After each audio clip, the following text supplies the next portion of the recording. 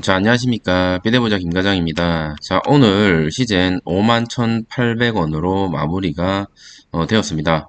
고가 4.78%까지 52,600원까지 올라갔다가 종가는 51,800원 3% 정도로 마무리가 되었고요. 사실 지금 가장 심리적으로 불안한 자리가 아닐까라는 생각이 듭니다. 이 최저점 48,200원을 지금 3번 찍고 바닥을 3번 찍고 올라가는 자리일까 혹은 다시 떨어지는 자리일까를 결정되는 그런 중요한 자리지 않나라는 개인적인 생각이 들고, 심리적인 마지노선이라고 제가 계속 말씀을 드리지만 이 48,200원이 만약에 떨어진다면 아무래도 장기적으로 정말 나는 이거 팔 생각이 없다, 때려 죽여도 나는 팔지 않겠다 라고 하는 사람들을 제외하고는 멘탈이 틀리지 않겠나라는 생각이 듭니다. 그리고 PCR에 관련된 어떤 이슈들, 그리고 공매도 세력들을 많이 보유하고 있는 종목이다 보니까 사실 하루하루 살펴볼 수밖에 없는 종목인 것 같아요. 특히 공매도 세력들 또한 지금 이 자리에서 공매도를 치기에는 조금 부담감이 있지 않을까라는 생각이 듭니다. 왜냐하면 공매도를 치는 것도 어차피 공매를 치고 나서 주가가 많이 떨어지시면 많이 떨어질수록 수익이 나는 구조죠.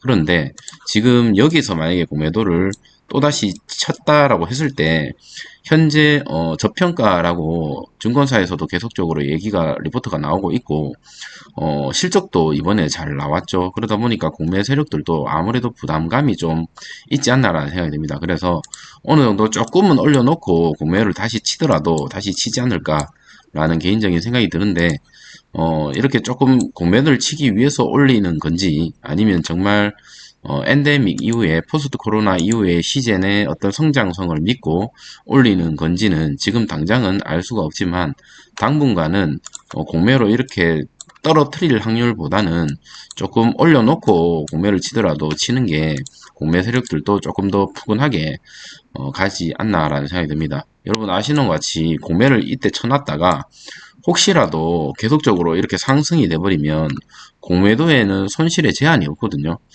이 여러분 우리가 하고 있는 이 매수는 손실의 제한이 있어요. 그냥 원금 다 날려버리면 끝이죠. 상패 당해도 원금이 끝나는 건데, 이 공매도는 계속 들고 있다가는 원금 초과 손실이 일어나기 때문에 약간 파생 상품 같은 느낌이 들 수밖에 없죠. 그래서 공매도도 공매도 나름대로 세금 내면서 공매도 치는데 지금 자리는 조금 부담스러운 자리지 않을까라는 개인적인 생각이 듭니다. 그래서 조금 더 올려놓고 공매도를 또 칠지는 제가 알 수는 없지만 현재는 시총 대비 그리고 재무제표 대비 상당히 저평가된 자리다라는 게 제 개인적인 생각입니다.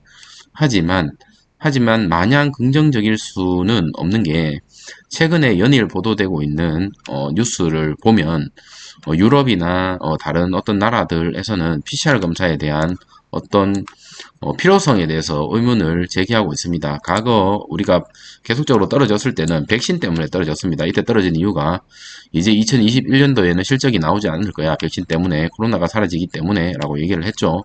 그리고 나서 여기는 이제 치료제가 나오면서 코로나가 사라질 거야. 그렇기 때문에 실적이 나오지 않을 거야 라고 하고 떨어졌죠. 근데 이때 이제 무중을 하면서 올리긴 했지만 다시 코로나는 사라지기 때문에 실적이 나지 않을 거야 라고 하면서 또 떨어뜨렸습니다. 계속 떨어지는 이유가 결론적으로 코로나가 사라지면 이라는 if가 붙었죠. 그런데 지금 현재까지 시즌에서는 백신을 만들어도 어쩔 수 없이 빈장키트 같이 가야 된다, 실적이 떨어지지 않는다라고 계속 말을 했고 제 영상에서도 계속 얘기를 했지만 사실 시장에서 반응은 참담했죠. 그래서 현재의 주가가 만들어졌다라고 보여지고, 막상 이 주가를 만들어 놓고 실적을 까봤더니만 실적은 좋게 나왔습니다. 그런데 지금 그렇다고 해서 실적을 주가를 이렇게 빵 올릴 수가 없는 게, 지금 또 똑같은 얘기를 하고 있죠. 이제 더 이상 PCR 검사를 할 필요가 없다. 왜냐하면 엔데믹으로 가면 이제 PCR 검사는 할 필요가 없고 위드 코로나 종식이다 라고 얘기를 하고 있습니다. 하지만 지금 더 이상 떨어뜨리기가 힘든 이유가 실적이 지금 증명을 해주고 있기 때문에 이제는 여기서 이제 어느 정도 지지를 하고 과거 최고점까지 올라가기에는 현실성이 없어 보이긴 하지만 어느 정도 올라갈 수 있는 자리는 틀림없이 만들어졌다라는 게 개인적인 생각입니다. 증권가에서는 목표가를 8만원 정도, 8만 5천원 정도 보고 있던데, 그 정도까지 손절을 하더라도, 만약에 손절을 생각하고 있는 사람들이 있다면, 최소한 이 241선을 돌파한 자리 7만원 위에서 손절을 하는 것도 어떨까? 그 손절이라는 게 비중 조절을 말씀드리는 겁니다. 그렇게 말씀을 드리고 싶고, 현재 시젠 같은 경우는 가지고 있는 자본을 통해서 이제 적극적으로 2021년도에는 M&A에 대해서 공략을 할 것으로 보여지고요. 2022년도에는 미국 사업에 대한 진출을 본격적으로 할 것으로 보여집니다. 그리고 추가적으로 회사에서 혹시나 주주 친화 정책의 일환으로 자사주라든지 배당에 대한 어떤 이슈가 뜰 때마다 주가는 조금씩 상승하는 모습을 보여주지 않을까라는 생각이 듭니다. 물론 이 최저점을 아래로 떨어질 수도 있어요. 왜냐하면 지금 현재 금리적인 어떤 리스크가 아직 존재하고 있고요.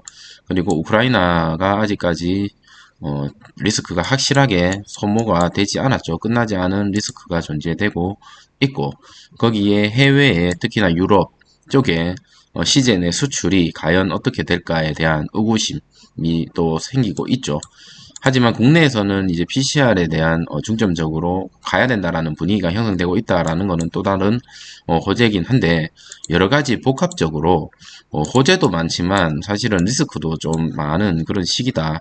거기에 주가는 현재 실적 대비 많이 눌리는 상태다라고 저는 보여지거든요. 그래서 과거처럼 이리 드라마틱한 어떤 상승을 기대하기에는 조금 힘든 자리지 않을까라는 생각은 좀 들지만, 하지만 어느 정도 지금의 저점보다는 올라가야 되는 그런 자리에 있는 것은 맞다라고 저는 개인적으로 보여지기 때문에, 지금 이 시즌의 종목을 손절하기보다는 비중 조절을 하더라도 조금 올라왔을 때 비중 조절을 하는 게 어떨까라는 개인적인 생각이 좀 듭니다. 자, 오늘 코스피 같은 경우는 마이너스 0.03%로 마감이 됐고요. 코스닥은 플러스 0.29%로 마무리가 되었습니다. 상대적으로 시젠 같은 경우는 주가 대비 좋은 모습 보여줬고, 오늘은 다행스럽게 수급이 외국인과 기관이 양쪽으로 들어오는 모습을 보여주면서 마무리가 되었습니다. 거래량이 많이 좀 터지면서 수급이 몰리면서 이 개인의 어떤 최근에 이 매수 물량들을 좀 소화해주는 그런 흐름을 2, 3일 정도 보여줘야 폭등할 수 있는 그런 흐름을 보여주지 않을까라는 생각이 드는데, 현재까지 지금 하루 이렇게 줬다고 해서 또 내일 공매도로 인해서 또다시 주저앉지 말라라는 법은 사실 없거든요. 그래서 오늘 하루 3%대 올랐다고 해서 마냥 기분 좋은 자리도 아니고, 그렇다고 걱정을 하면서 우울증에 빠져야 되는 자리도 아니다라는 게 제 개인적인 생각입니다. 하루하루 지켜보면서 이 최저점 쓰리바닥 찍고 올라가는 듯한 모습을 보여주고 있기 때문에, 현재는 지금 이 21선을 앞두고 있죠. 그래서 21선을 시원하게 뚫고 돌파할 수 있는 그런 이슈, 그런 자리가 하나 마련되어야 된다는 게 시급하다라는 게 개인적인 의견입니다. 오늘 뉴스는 제가 따로 준비하지 않았습니다. 뉴스를 가지고 말씀을 하시는 분들이 조금 계셨던 것 같아서 오늘 하루는 뉴스를 쉬지만, 제가 뉴스를 보면서 시즌에 대한 예측과 그리고 여러분들한테 정보를 좀 주고 싶은 마음이 사실은 있기 때문에 다음 영상부터는 뉴스를 가지고 와서 말씀을 드릴 건데, 혹시나 뉴스를 보는 게 좀 불편하시다 하신 분들이 계신다면 죄송하지만 제 스타일이 그런 스타일이기 때문에 그렇게 계속 진행을 해야 될 것 같습니다. 왜냐하면 제가 여러분도 아시는 것 같이 전문가도 아니고요.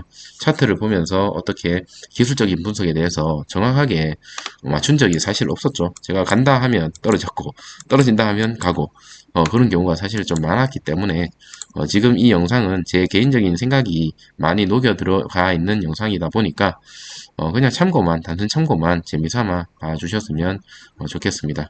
오늘 하루 고생 많으셨고요. 내일 또 찾아뵙도록 하겠습니다. 감사합니다.